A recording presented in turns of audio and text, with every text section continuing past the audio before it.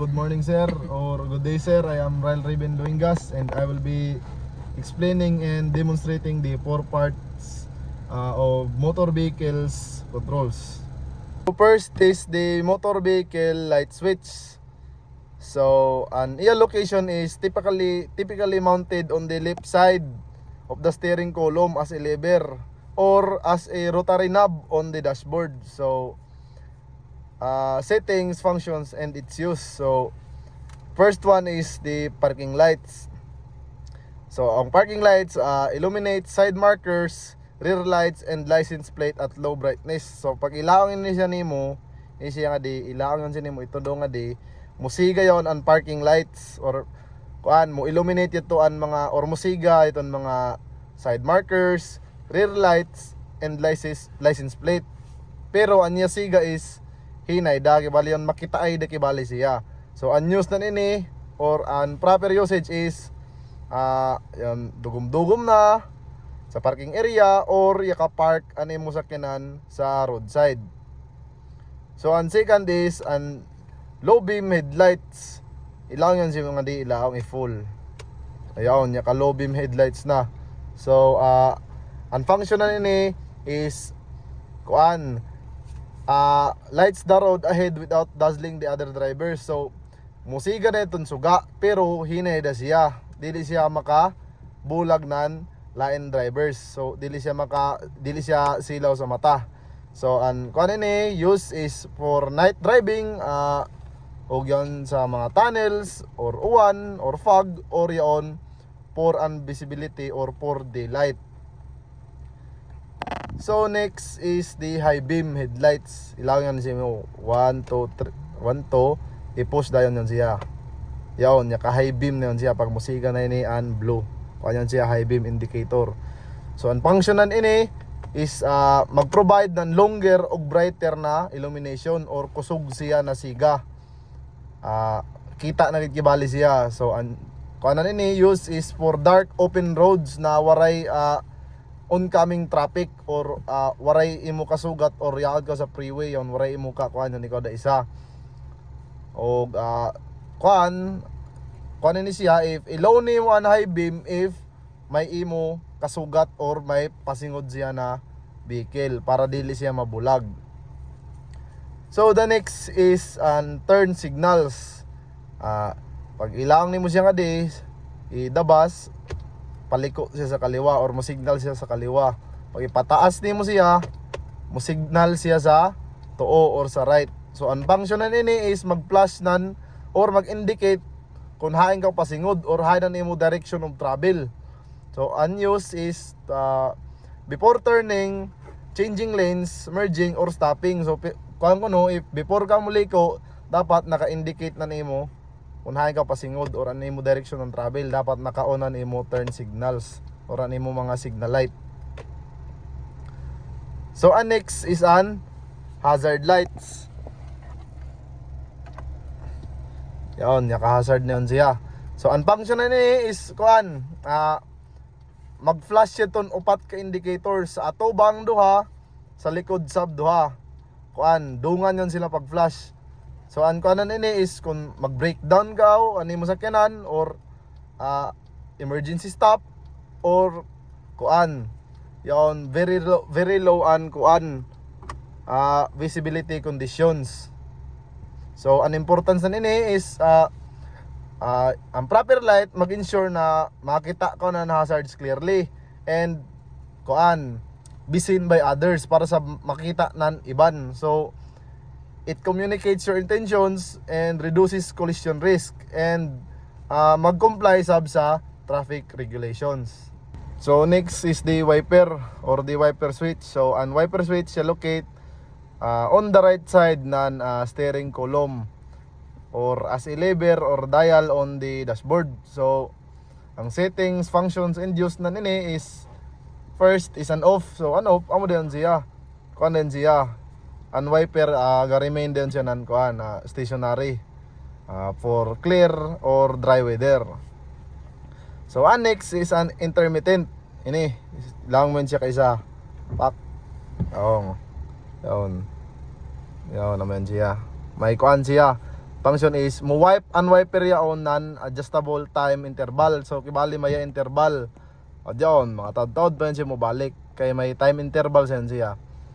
So ato kanon pag mo saka na yaon.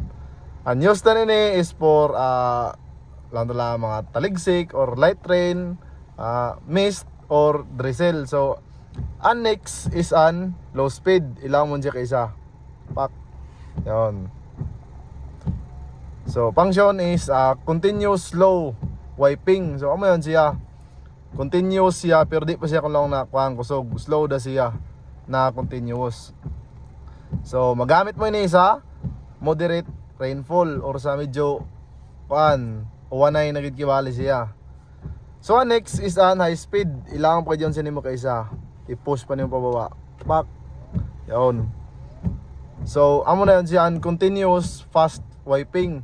So paspas na gid siya. Tapos magamit ini siya sa kusogin na uwan or sa heavy rain, bagyo or sa thick fog or yon sa medyo tungod sa kusog na uwan dili na kadayaw visible an karsada nga na magamit an high speed. So next is an wiper function. So ano wiper function ang kuan washer function rather. So mo spray yon siya ng cleaning fluid. Ilang mo yun siya i-pull kibali siya nimo pa i-pull nimo siya para mo gawas iton cleaning fluid or an water. Tapos mo activate dayon on wiper niyaon. So example i-pull mo yun siya. Yaon. Sapa. Yaon. Amen an washer. Amen function an washer. Mag-spray siya ng cleaning fluid or ng water tapos mo activate an wiper. So ang use na nini is para tanggal ng mga abog or dust, mga lipa-lipa sa windshield o yung mga insert na ga-block sa windshield or yung ga-obstruct sa windshield. So ang importance na nini ng importance of visibility is clear vision is essential gayud for safe driving. So ang proper nan paggamit ng wiper para mag-remove ng obstructions o para i-allow na makareact ka ng paspas sa mga road conditions o mag-prevent an accident na nagakos sa poor visibility or poor sight. So next is an gear shift stick. Pero ini siya automatic transmission. So ang location na nini is yaon sa center between the front seat or sometimes yaon siya nga di dapit sa may steering column kaya iban nga di an gear shift niya. Pero commonly nga di gid ang gear shift. So gear positions and purpose. So ini for letter P is park. Amo yaon an ga lock ng transmission. So gamiton lang nimo ni siya only when fully stop og mo parking ka. So next is the letter R or reverse. So mag-move ng vehicle patras. So magamit mo ni siya if only when completely stationary or yakahunong na siya, yaka-stop na siya kay para maka-kuan siya ng atras. So next is ang letter N or neutral. So amoy ni ang disconnect ng engine power sa mga ligid.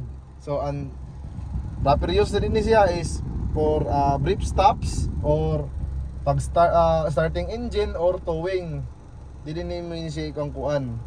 Kung maka-stop da ka, pwede ni mo siya ibutang nga di sa neutral da. Pero kung mag-park ka gaya, di-bike mo din siya nga di sa park para di na siya magkuan. So ang next is ang letter D. Amo yun an drive. Amo yun an normal forward travel. Kuan. Adi, pag ibutang mo siya sa D, mo forward na dahil an sakyanan. So kuan ni siya for regular road driving. Ibutang mo ni siya nga di sa drive kung mo abante na ka. Uli ko na ko, pag mo park atras, punong da ka ng briefly o pamove forward or dagan. So next is ang lower gears. Amo ni siya nga di na ini lower gears na ni siya. So adi 1 yon gears na siya na adi lang mo siya pwede siya ilaong. So ang proper practice is shift only when the vehicle is stopped. So dapat kuno mo shift ka or mo gear kung ang vehicle nimo yaka hunong. Tapos keep foot on brake while changing gears. So kung mo change ka ng gears, dapat ani mo tiil yaon na sa brake or yaka brake ka. So never shift into park when moving kay basin mo hunong kalit ang sakyanan or makuan. So ang importance is correct gear selection protects the transmission, improves fuel efficiency, and maintains vehicle control, preventing damage or accidents. So next is the vehicle pedals located on the floor to the right of the steering column. So nga di ko ma-locate ang mga pedals sa right of the steering column. So for automatic, left to right, brake, accelerator. So left is for ang automatic is left to right. So brake, left, accelerator sa right. So sa manual isab, left to right gyapon, pero ano mo gamiton sa clutch is an imo left foot. Ngadi. Right foot is for brake and accelerator, manual or ang left foot is for clutch. So ang functions or the right or the accelerator. So amo ini ang mag-control ng engine and vehicle speed. So press gently to go faster, release to slow. So kung gusto ko nun mo paspas mo, giod ka gently. Yaon lang ka wali. So kung gusto sab nimo muhinay ka, release to slow. I-release din nimo siya, i-release. So nga di sa left or sa middle, kung sa manual, yaon sa middle and brake. Kung sa automatic na siya, transmission, yaon siya sa left. So amoy ni an mag-slow or mag-stop ng vehicle. So kung mag-apply ka ng kuan or kung mo-stop ka, mag-apply na ka ng steady pressure, di mo siya pwede ilaong kay maumod mo. Mag-brake ka, hinay-hinay da para magkahinay pag slow ani mo sakyanan. Unless kung emergency or ano ba, pwede ka maka-laong. Pero dili kung grabe ka duot kay maumod gid ka mo. So kung sa far left nga di sa clutch, kung sa manual nga di ka mo giod, nga di. Pero ini matic ta siya sa automatic transmission ta natoy kuan. So on foot placement, balikon ko, right foot only for brake and accelerator.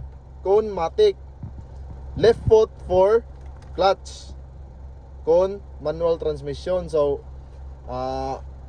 i-keep ani mo heels resting on the floor for stability or adida ani mo foot sa floor kung dili ka mo kuan mo giod or mo uno ba for stability. Amo ito kung gusto nimo mo kuan nga di accelerate, press da ka gently, release to slow. Sa brake sab ang mugyapon, apply da ka nan kuan na pressure, dili kon grabe ka kusog. So safety precaution. So do not rest foot on brake or clutch. So dili ko na dapat nimo i-rest ani mo tiil nga di sa brake or nga di sa clutch while driving para maka-avoid ko ng sudden or hard pedal movements. So i-ensure sab na ang floor mats dili maka-interfere sa pag-operate nimo sa mga pedals. So importance is good pedal controls. Good pedal control allows smooth speed changes, quick reaction to hazards, and stable handling, which is fundamental to safe driving. So that would be all, sir. Thank you, and once again, good day.